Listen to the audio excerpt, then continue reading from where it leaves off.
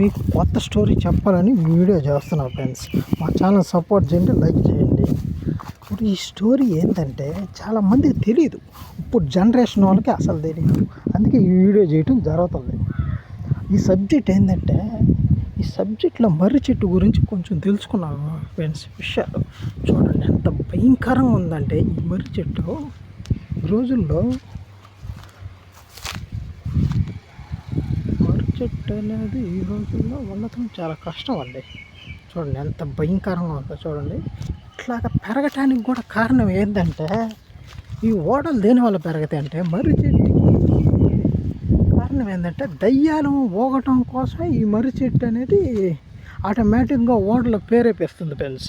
ఈ మర్రి చెట్లు ఏమవుతాయి అంటే రాత్రి 9-10 అయ్యేలకి ఓళ్ళు పెట్టుకొని ఊగుతా ఉంటాయి ఫ్రెండ్స్ దయ్యాలు.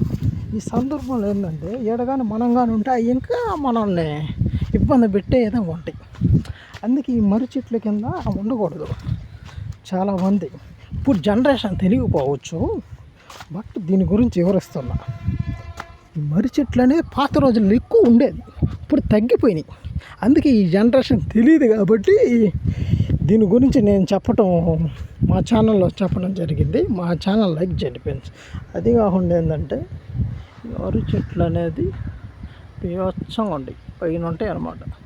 చూడండి అంత భయంకరంగా ఉందంటే అంత భయంకరంగా ఉంది మర్రి చెట్టు చూసేదానికి కూడా. అందుకోసం ఏంటంటే ఇవి చాలా ప్రమాదకరమైన.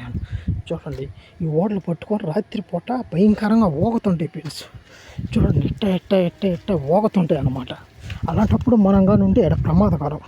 మర్రి చెట్లు దేనివల్ల అంటే ఓడలు ప్రేరేపించేది దేనికంటే దయ్యాలు ఊగే దానికోసమే ప్రేరేపిస్తాయి అవి మర్రి చెట్లు మెయిన్గా చెప్పాలంటే. అందుకే ఈ మర్రి చెట్టు అనేది ఓన్లీ దయ్యాల చెట్టు అని చెప్పుకోవడం కన్ఫర్మ్. ఓకే ఫ్రెండ్స్, మా ఛానల్ సపోర్ట్ చేయండి, లైక్ చేయండి. Thanks friends.